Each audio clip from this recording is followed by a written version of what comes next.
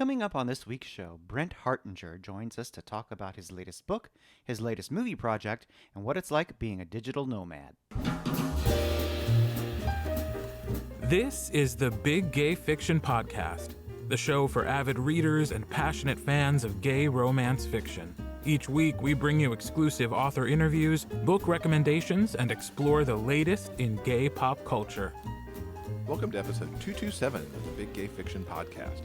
I'm Jeff from JeffAdamsWrites.com, and with me as always is my co-host and husband, Will Knaus. Welcome back, everybody. This episode of the podcast is brought to you in part by our remarkable community on Patreon.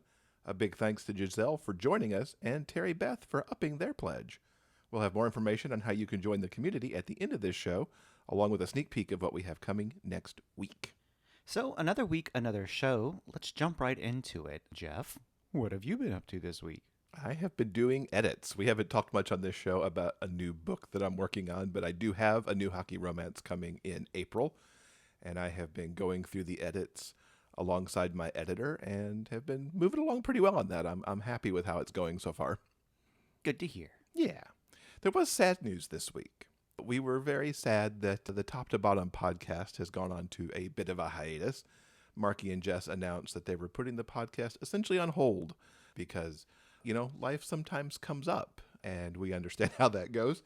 We do wish them well and hope they come back to the podcast sphere. They were a wonderful show. They covered books that, were a little outside of what we normally do, and they will certainly be missed out here in the Romance podcast universe. All of their podcast episodes do live on, so if you want to check out what they were doing or check any of their back episodes, we'll have the link to that in the show notes for you. Yes, definitely check that out if you haven't already. And now it's time for Romance Revisited, our look at some of the gay romances that have recently been re-released. Remember, if you haven't read it yet, then it is new to you. What have you got for us this week? First, we'd like to kick things off with the re-release of Mystic Man by E.J. Russell. When risk-averse research librarian Aaron Templeton has to apply for a job on the other side of the country, no one is more surprised than he is. He nearly runs home before the final interview, except for one little problem: he has no home anymore. He put his condo on the market before he left California, and it's already sold. Only an encounter with a free-spirited Connecticut native at the Mystic Seaport Museum staves off Aaron's incipient panic attack. Cody loves nothing better than introducing newcomers to the great features of his beloved home state, and when the newbie in question is a rumpled professor type with the saddest blue eyes on the planet, well, score. The attraction between the two men deepens as they explore Cody's favorite spots, but when difficulties arise and Aaron's insecurities threaten to overwhelm him, will Cody's love be enough to keep him in Mystic? And that's Mystic Man by E.J. Russell, available once again. Next up, I want to talk about Sky Full of Mysteries by Rick Reed. What if your first love was abducted and presumed dead, but then returned 20 years later? That's the dilemma Cole Weston faces. Now happily married to Tommy, he's suddenly thrown into a surreal world where his first love, Rory, unexpectedly reappears. Rory has no memory of those years. For him, it's as though only a day or two has passed. He still loves Cole with a passion unique to young first love. But Cole has so many questions. Where has Rory been, and what happened to him 2 decades ago when he disappeared without a trace? He's never forgotten Rory, but Tommy has been his rock, by his side, since Rory disappeared. Cole is forced to choose between an idealized and passionate first love and the comfort of a long-term marriage. How does one make a decision like that? The answer might lie among the stars. Next on our list of re-releases is Sunset at Pencaro by Lou Silver and Ann Barwell. In the last year, Nate's lost his longtime lover to boredom and his 10-year job to the economy. Now he's found a golden opportunity for employment where he can even use his artistic talent. But to get the job, he has to get to Christchurch today. Heavy fog means no flight, and the ticket agent is ignoring him to fawn over a beautiful but annoying, overly polite American man. Rusty can deal with a canceled flight, but the pushy Kiwi at the ticket counter is making it difficult for him to stay cool. The guy rubs him all the wrong ways despite his sexy working man look. Yet when they're forced to share a table at a crowded airport cafe, Nate reveals the kind heart behind the grumpy facade. An earthquake, sex in the bush, and visits from Nate's belligerent ex turn a day of sightseeing into a slippery slope that just might land them in love. If you'd like to browse this week's complete list of re-release titles, head on over to the show notes page for episode 227 at biggayfictionpodcast.com. In The Hockey Player's Heart, the feel-good gay romance by Jeff Adams and Will Knaus, hockey star Caleb Carter returns to his hometown to recover from an injury. He never expects to run into his one-time crush at a grade school fundraiser. Seeing Aaron Price hits him hard, like being checked into the boards. The attraction is still there, even after all these years, and Caleb decides to make a play for the school teacher. You miss 100% of the shots you never take, right? Aaron has been burned by love before, and can't imagine what a celebrity like Caleb could possibly see in a guy like him. Their differences are just too great. But as Aaron spends more time with Caleb, he begins to wonder if he might have what it takes to win the hockey player's heart. Get The Hockey Player's Heart at Amazon.com. It is Valentine's week, so I decided to get in the spirit of the holiday and read a Valentine-themed story. And I picked Candy Hearts by Erin McLellan. It was the perfect choice for its fun, flirty, sexy, sweet, heartfelt romance. Benji Holliday's a mechanic who is done with romance, done with dating, and very much done with Valentine's Day. And especially because he's just getting over a cheating boyfriend. Even though he doesn't want anything to do with the holiday, he begrudgingly accepts an invitation from his sister to join a few of her friends for what's supposed to be a chill house party that weekend at a lake house. When Benji arrives, he discovers that the start of the festivities have been postponed by a day due to a power outage. Nobody told Benji about this, though, so he's turned up and no one else is there, except the house owner, William O'Dare. He's a workaholic who's also trying to avoid the holiday, but at the same time he wants to reconnect with his friends that he hasn't seen in way too long. He invites Benji to stay since he's already there. These two are immediately attracted to each other and sizing each other up. One of my favorite sentences in this entire story is from Benji's point of view as he meets William. His tortoiseshell glasses made him look like a stern librarian wet dream. That just paints the perfect picture of William. Now, Benji's very into this slightly older man.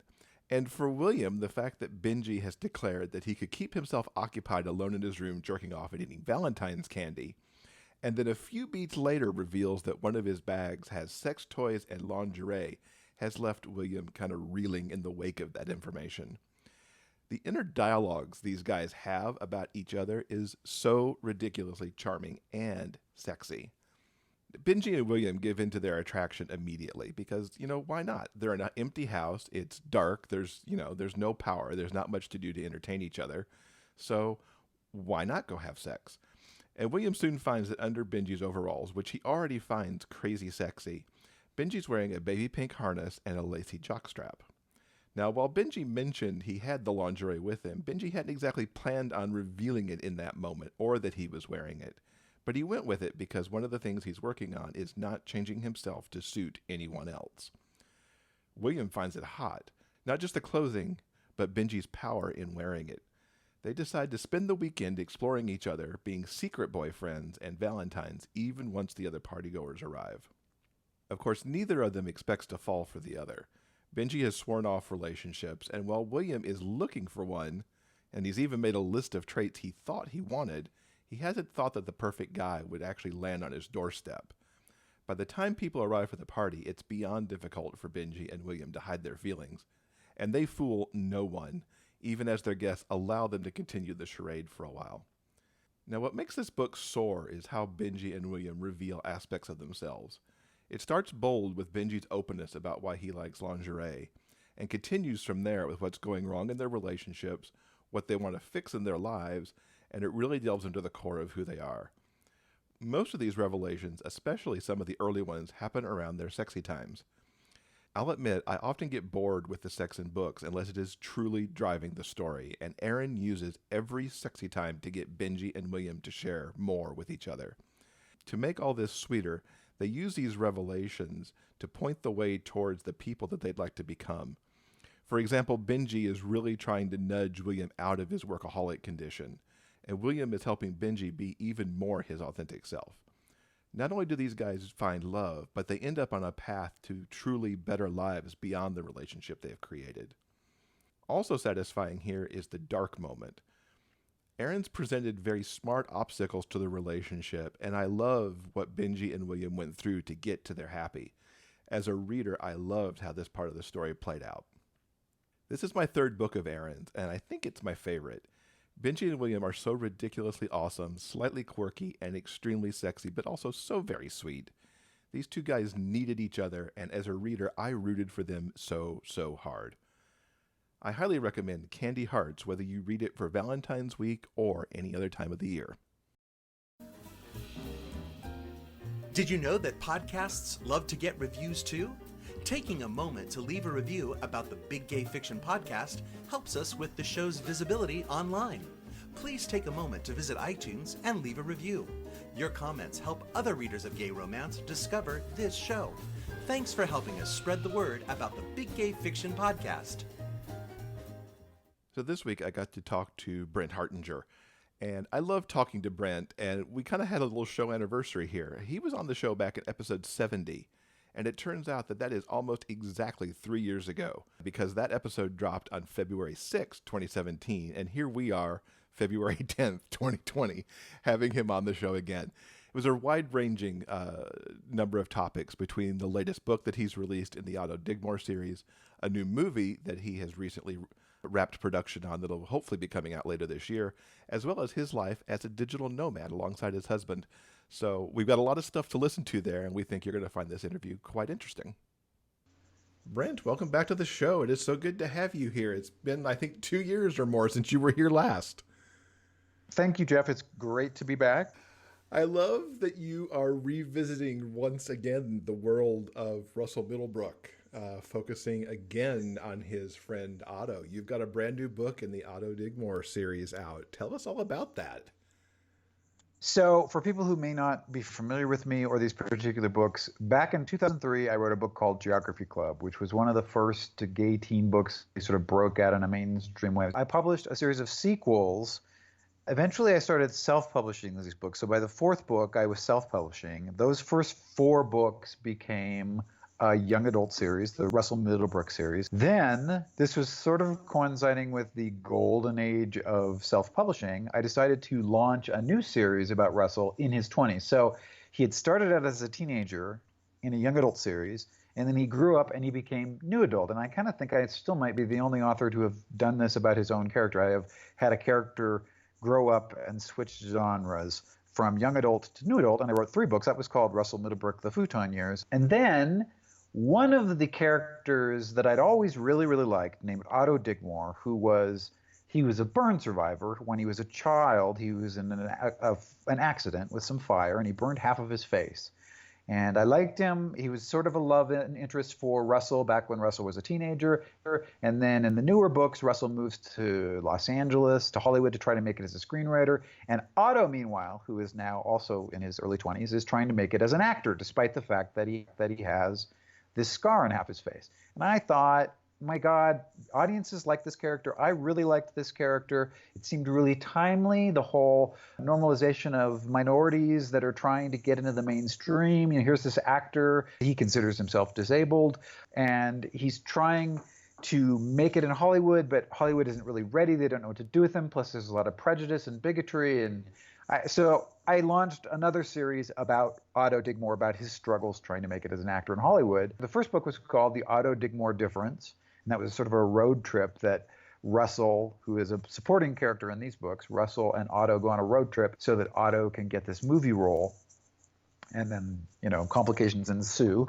And then this latest book, which is called The Otto Digmore Decision, Russell, who is a screenwriter now, finally has a movie being produced, and he maneuvers an audition. He writes the role for Otto and gets Otto an audition, and Otto gets the part. So finally, Russell and Otto are getting their happy ending, or are they? Because in this book, it turns out the director is sort of a jackass, and he's kind of ruining the movie. The movie is a medieval heist. It's about a heist taking place. They're trying to steal the gold from a king, and the characters are, ragtag team of of characters, and Otto's playing the thief, one of the thieves.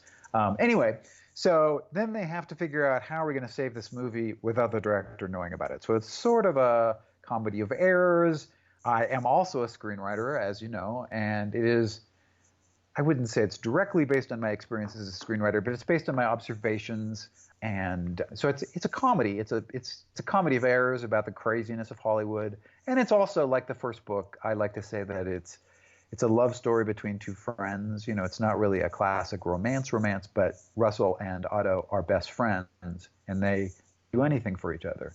And it's no longer romantic at this point, or at least not really romantic. I loved writing this character. He may be my favorite character to have ever written. I feel like there's nothing else like him. There wasn't anything like him in gay YA, and there isn't anything in gay fiction, it seems to me, nothing exactly like this. And then it's also fun to be able to write, to sort of put some of my frustrations with Hollywood on paper and explore. I think everybody's interested in Hollywood. Everyone's interested in movie making.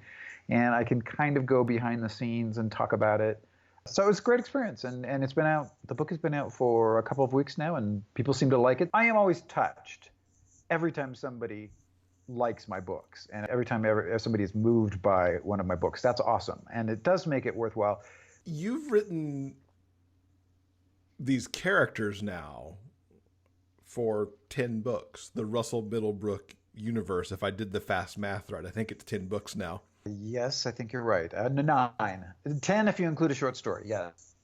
And they're still extremely fresh. And one of the things that I like about the series so well is this friendship between Otto and Russell, because you see them evolve so much through the books. And that's something that you don't tend to get in a lot of series. You may see everybody as a little tangential thing, but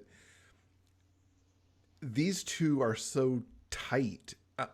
What's it like to write characters across so many books, for one thing, where they are always the primaries?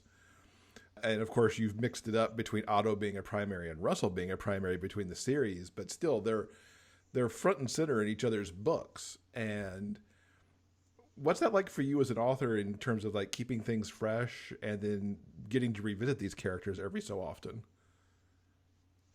Well, first of all, thank you. I appreciate that. That's really nice to hear. And it has been artistically extremely satisfying, but I'll tell you, at the beginning of this project, the vow I made to myself was, I'm not going to repeat myself. If I don't have a new story to tell, I'm not just going to do these for the money. I'm going to do these because I feel like I have something to say. So for better or for worse, every book has been a radically different story. And then when you look at the 3 individual series, they all have a different sensibility.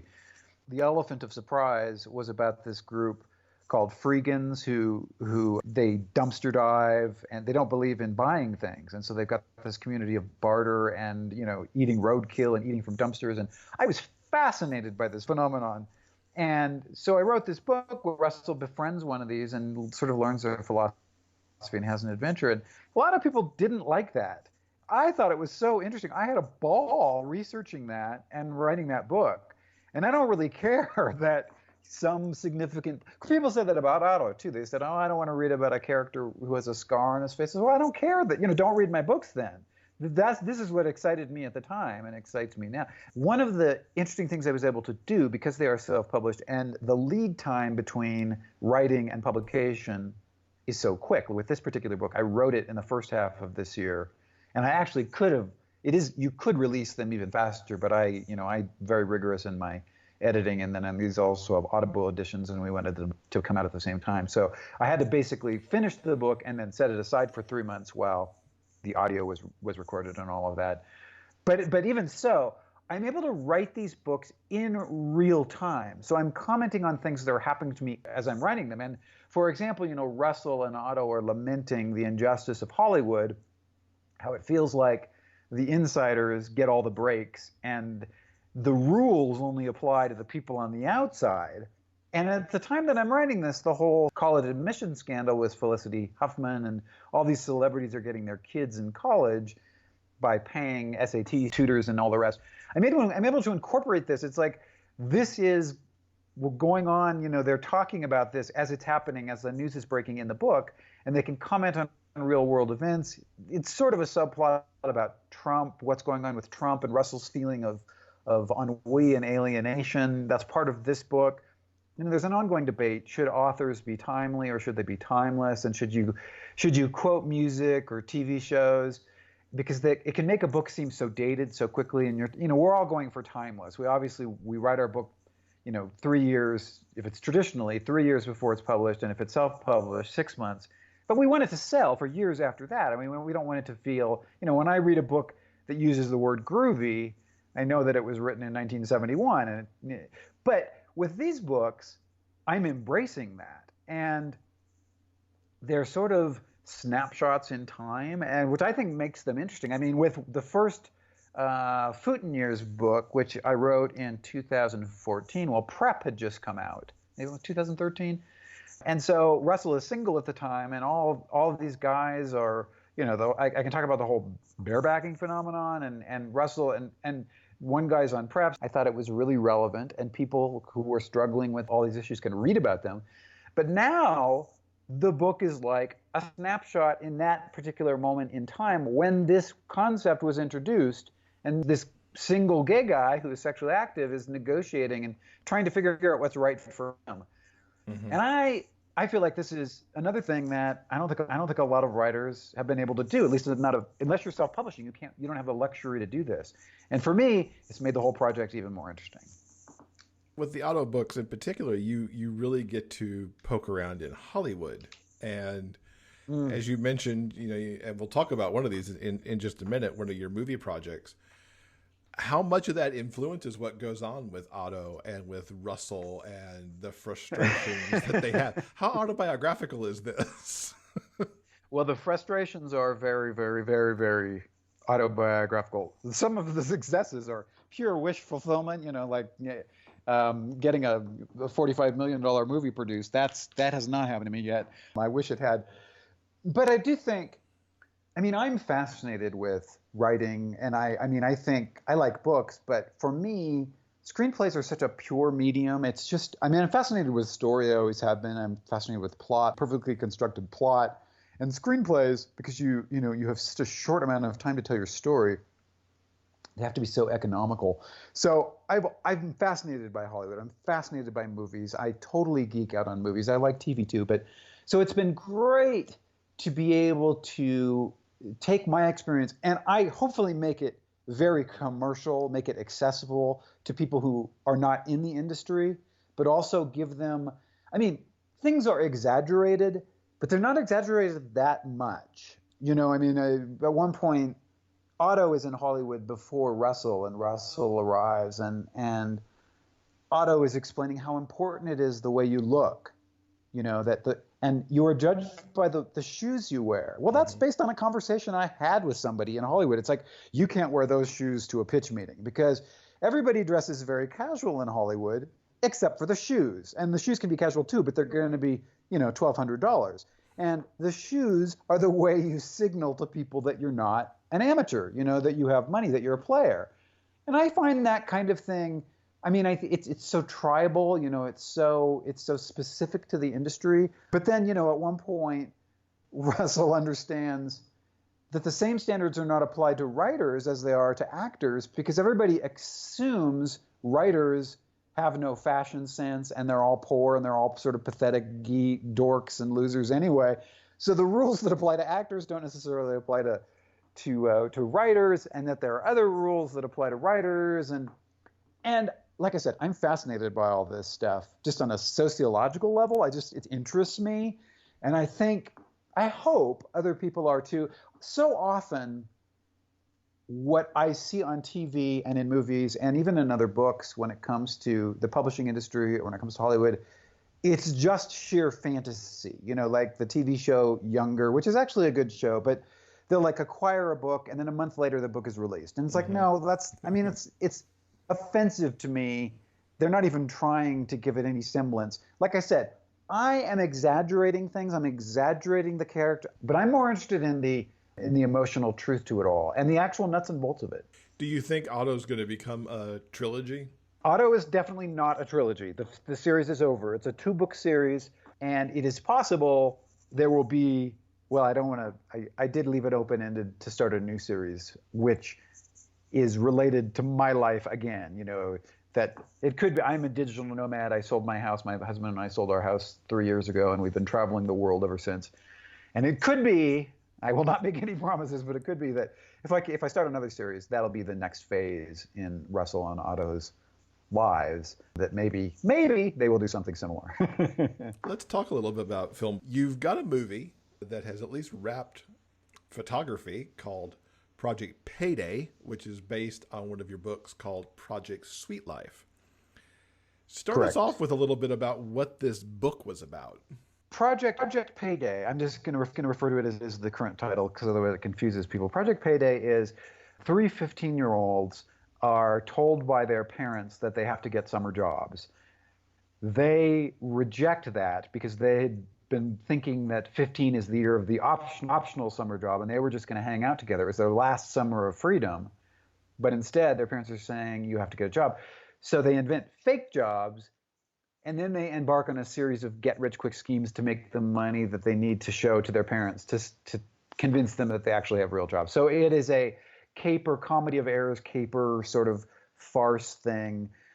Honestly, it does have a more. I mean, it's a comic. It was a comic book. It's a comic movie. They get involved in a local adventure, and of course, every scheme that they try is a debacle, and they end up working much harder than if they just gotten jobs in the first place. But of course, they're also looking for a local treasure to solve a mystery. I wrote it before Stranger Things, but it has sort of a retro vibe. Kids on their bikes in the summer.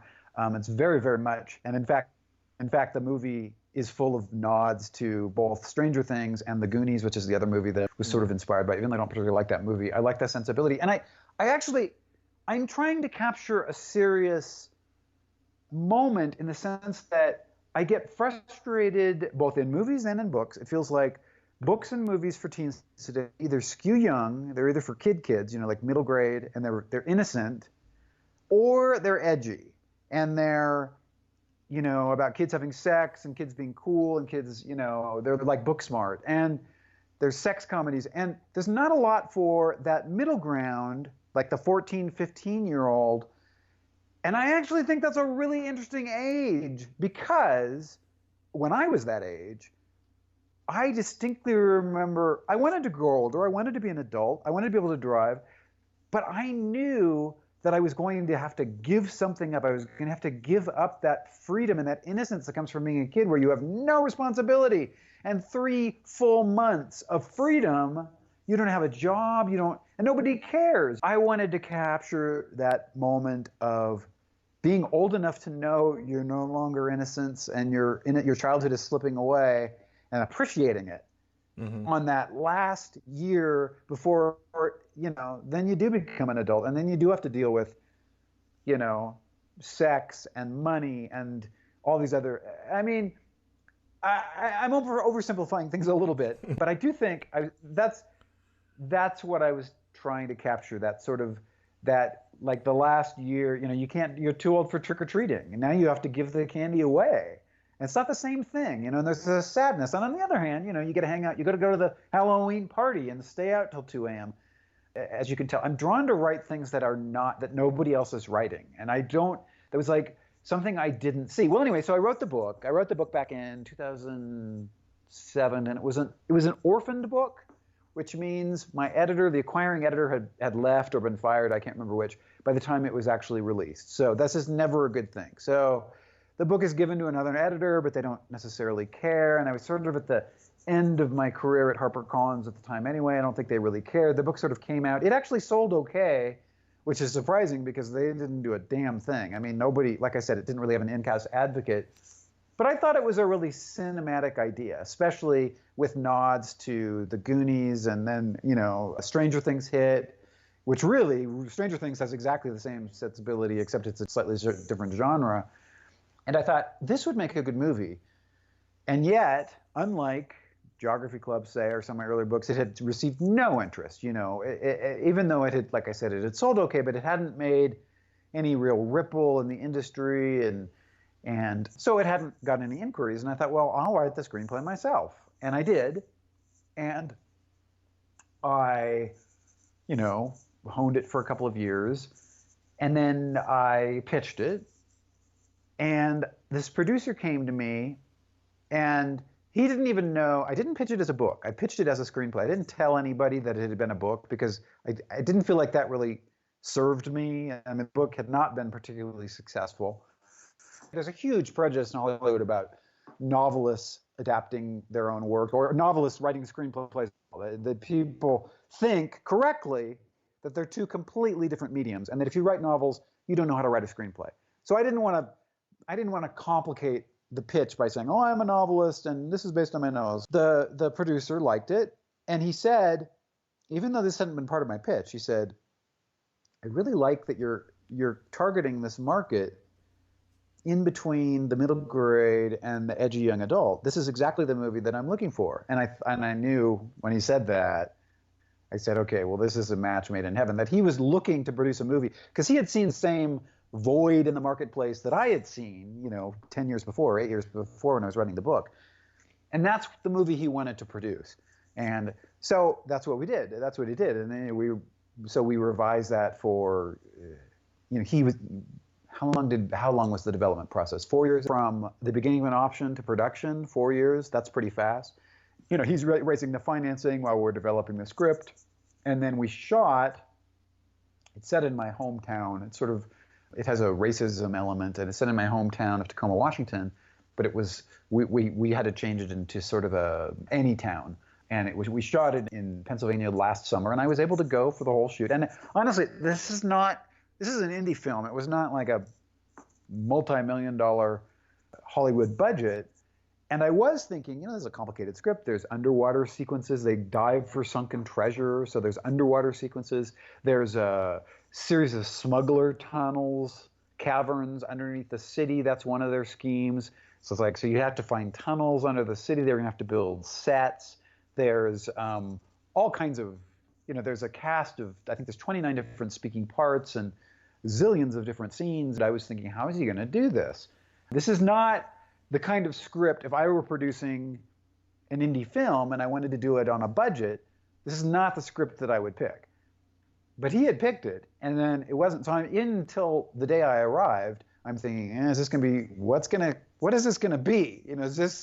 Plus this is his first film. He's produced short films and educational films. That's how he makes his money, but he had not produced a feature. And I was shocked. When I got there, I saw that basically he had called in every favor he had ever had in the world, every filmmaking favor. And he had very, very, very smartly gone into a town. I don't know if I should tell this story, but I will. So they were negotiating. Part of it is set in a shopping mall. So they rented a shopping mall for a week. And one of the scenes is set in a candy store. And they were negotiating with the candy store owner, and they said, here's the amount of money here's the amount of money. And the candy owner said, oh, I don't know that we can pay you that much. That's an awful lot for us to pay you. And the producer said, or the production manager said, oh no, that's what we're paying you. You don't pay us anything. We rent the store from you. The point being, the town hadn't had a movie shot there. The last movie was Molly, shot 20 years ago. And they were so eager, unlike a lot, you go to Louisiana, you go to New Orleans, you go to New York, you go to Los Angeles, you go to Vancouver. The towns are rife with productions, but because he picked this out-of-the-way town, they bent over backwards to help us, and That's awesome. It saved him so much money. It was fantastic. He was so shrewd about it, and I'm big on, follow your artistic vision. Yeah, that's great, and stick to your vision and be true to all of that, but be smart about it. And he was smart about it, and that made me really like him, not just as a person, but as a businessman. I don't want to be in bed with a crazy head in the clouds, refusing to compromise on anything artiste. I want somebody who gets the fucking thing done, who gets the job done. And I want it to look good, but I want it to be produced, to be finished. And it's not that he made compromises, it's just that he was very, very smart about how he went about it. I've only seen the distributor pitch cut, which is not the full cut of the movie. Great cast. I really loved the way it looked, and I'm cautiously optimistic. We'll see, Cool. For a book you wrote 2007, came out in 2009, it looks like. We're now a decade on. It still sounds like this could be today's teens, because you could see parents today going, okay, well, you're 15 now. You really need to go make some money. It sounds like the material might have aged well, too. Well, it is interesting, because the book came out right during the crash, right during the real estate, right during the economic crash of the late aughts. And it's like, it was not a good time for kids to be complaining about not having jobs because nobody had a job. You know what I mean? It was like out of zeitgeist. And now it does feel like it is more timely. But that's the thing, movies, I'm working on another project now. And this one is maybe, I don't want to jinx anything, but it could end up in Netflix. That's sort of the current incarnation. But anyway, I've been working on this since 2009. It was first optioned by these particular producers. It was based on a play that I wrote in 1997, and it is about, so it's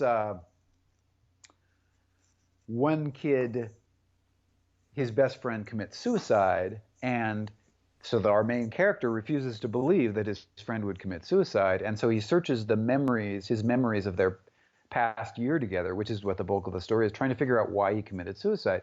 And over the course of that time, even though the main character is straight, he realizes, oh, my best friend was in love with me, and I think I was in love with him too. So the point is, I'm writing about fluid sexuality and the idea, what is love, what is sex, what is sexual attraction. This was written in 1997. It's now 2020. When I wrote it in 1997, it had a different meaning. This was part of the script, the fluid sexuality, but it was more about, it was more about coming out and finding refuge in the people who know your real self. And that was important in 1997 because that was what's relevant for LGBTQ 18-year-old in 1997. That's less relevant. Being alone is less likely. You can go online. You're not alone in 2020.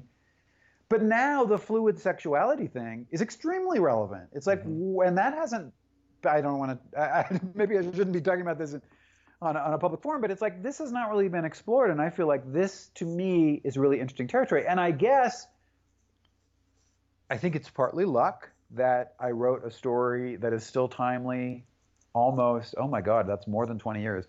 But I guess I want to pat myself on the back a little bit in that I was dealing with, people say, oh, it's Gen Y and Gen Z that came up with this concept. No, they didn't. We were talking about this back in the 80s and the 90s. It's always been a thing.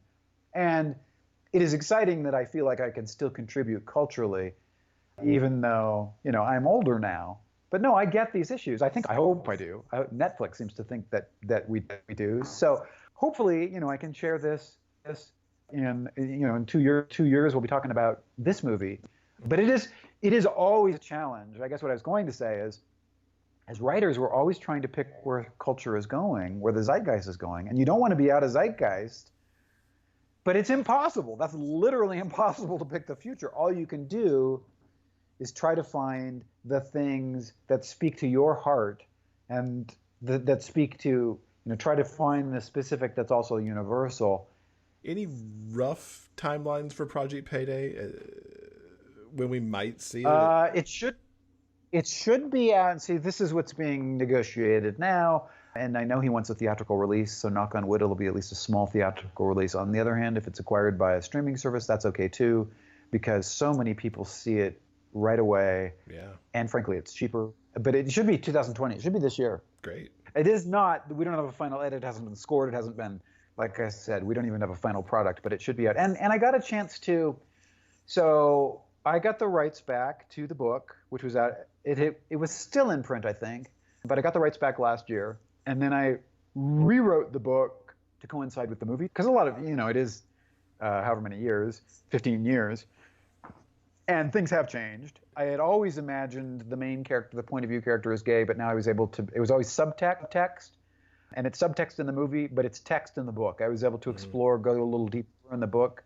And again, there's such a rush. I know I sound like an old prude, but there's such a rush to sexualize everything. And I think, especially in YA, I mean, on one hand, you couldn't sexualize anything. So it's great that now we have that freedom as writers, and I applaud that, and I've read books that I think are great. Yes, explore sex, explore sexual desire. But it's also okay to explore the more reticent gay kid who it's like, well, wait a minute, I'm not ready for sex. I recognize I will be one day, but I'm 15, and right now I want to hang out with my friends. And that's a scary, mysterious door that I'm not ready to open. That's a perfectly valid character, too. And I think that I talk to these kids all the time online, people who read my books. And it's like they're not.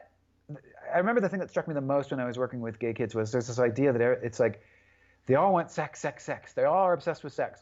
It's like, no, my experience is they all want a boyfriend or a girlfriend. They want a relationship. And sex is important, but anybody can look at porn. You can explore those fantasies these days online, but you can't have a boyfriend, on porn. There's no such thing as a porn boyfriend. And everybody, they want, the secret to life is that we all just want connection. We all just want somebody to accept us for who we are, no questions asked. That's what we're all yearning for. It's what we all want. That's what the characters in Project Payday have, but they're friends. They recognize that they have that kind of relationship, and they don't want to move on to the next phase where suddenly that's complicated with boys and girls and relationships and sex. They recognize they will go there one day. And frankly, that's the subplot in the Otto books too, that Russell and Otto, Otto as a boyfriend and Russell as a husband. And that's cool, and I explored that in earlier books. But the idea that they are friends and that they can count on each other, and I think we all want that more than anything in the world, that when things go wrong, is there somebody we can turn to? When things, if we're not married, or even if we are married and things go bad with our relationship, is there somebody who will always be there for us? No matter what happens in our romantic life, they will always be there. And they get us, on some fundamental level. They get us, they understand us, and we don't need to explain ourselves because they already know who we are. We all want that. And so I'm fascinated. I think that's a more interesting connection to me. Yeah, I think it's even more true in this online era that we live in, where you don't get necessarily probably never true self online. So absolutely. Yeah. That's a good point. I totally agree. Let's talk about your travels. So you and your husband, Michael Jensen, who has been on the show before as well, you guys have been traveling for like the last 3 years now. You packed it up, left Seattle, and have been on this kind of nomad adventure, living your life around the world. We love it. It's the smartest thing we've ever did. The night of the election, we were with our good friends, our best friends, who are a lesbian couple. They had thrown an election party, and we had gone, and we were all excited to celebrate the first female president. And of course, Trump was elected, and we all wanted to kill ourselves. The party ended 30 minutes after it started, and Michael and I were driving home, and we felt like shit, like in much of the world. We just felt hopeless. We had always planned at some point that we were going to travel the world for a while. This had always been the plan, but it was always sort of a later kind of thing. We'll do it. We'll get around to it eventually. We turned to each other and we said, let's sell the house and leave. And it's like we felt so powerless and depressed.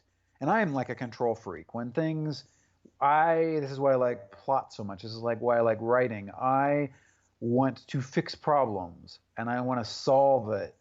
Well, when your country elects an ignorant fascist, racist, I can't, there's no way I can solve that problem. I had done what I could in the election.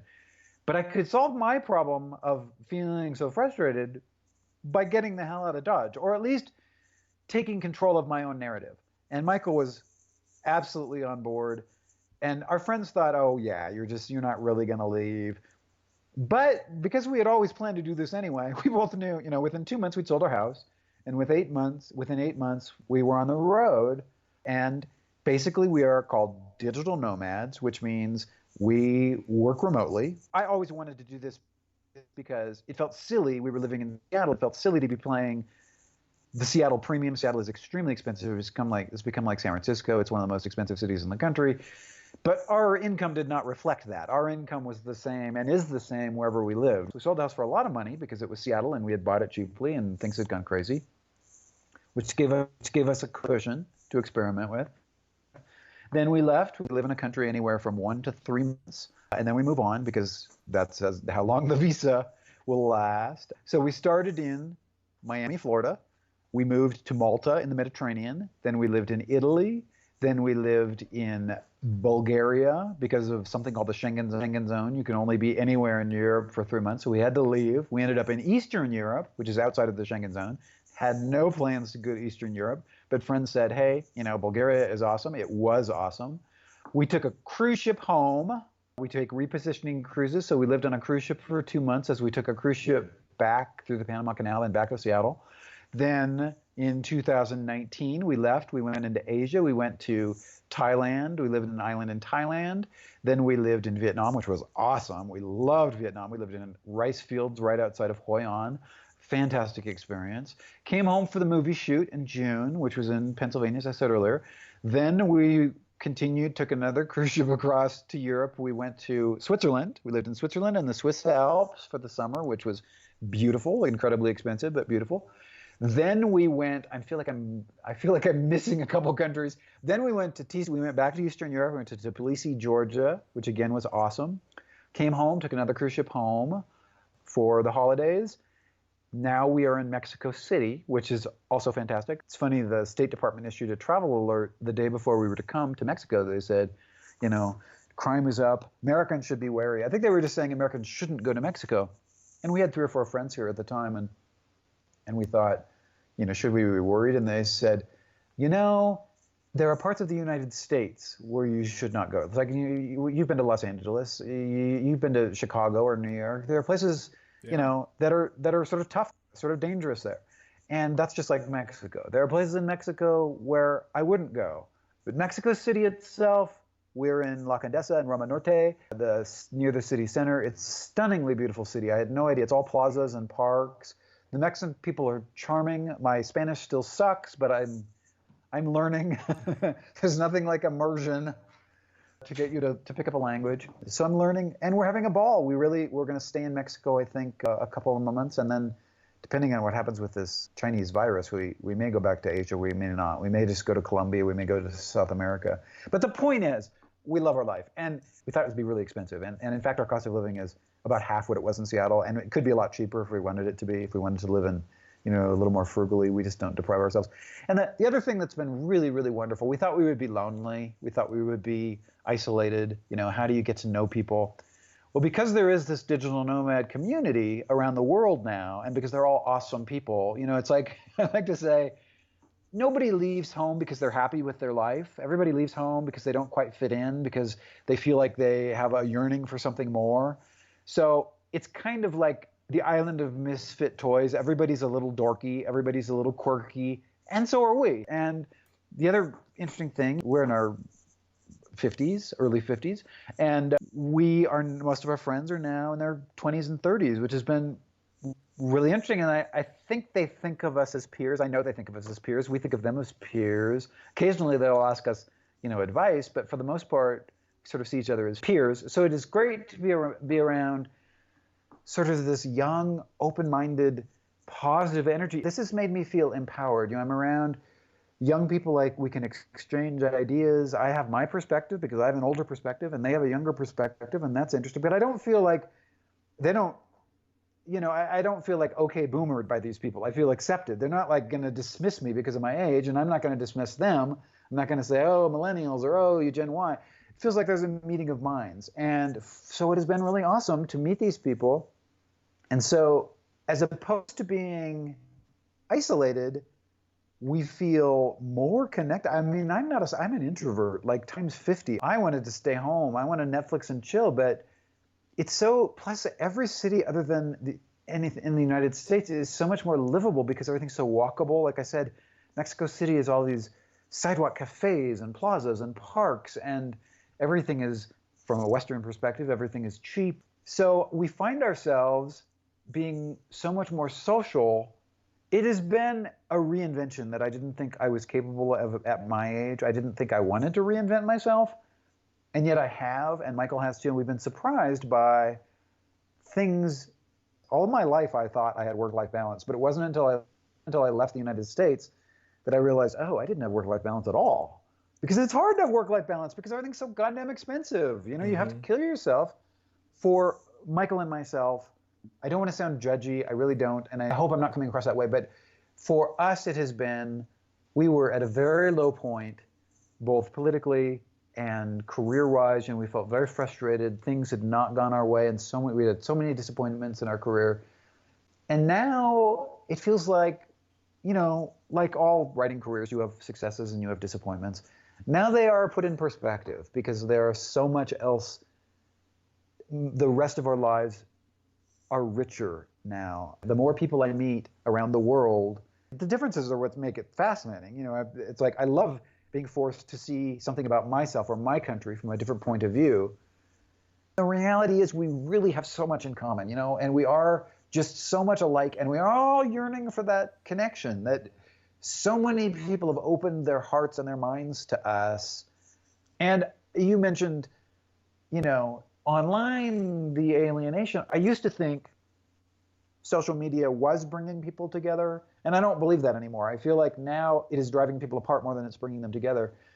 And that makes me sad. That makes me very sad because it feels like the world is coming apart. But there is still this yearning for connection, and there are so many people, because I've experienced it. I feel like I see it every day. When I meet people in real life, it makes me feel so open-hearted and hopeful. It makes me feel optimistic about the future. So it was, for me, this was just what we needed to get out of that mindset, whatever it was, the rut that I was in. And it makes me feel like, oh God, humanity's not doomed. There are still all these wonderful people. But I'm curious what this 3-year journey has done for your creativity overall. I wouldn't say the well had gone dry, but there are certain topics, Project Sweet Life, Project Payday, that is based on an experience I had. Geography Club, that's based on an experience I have. The later Russell books, the screenwriting, based on experiences I had in Hollywood.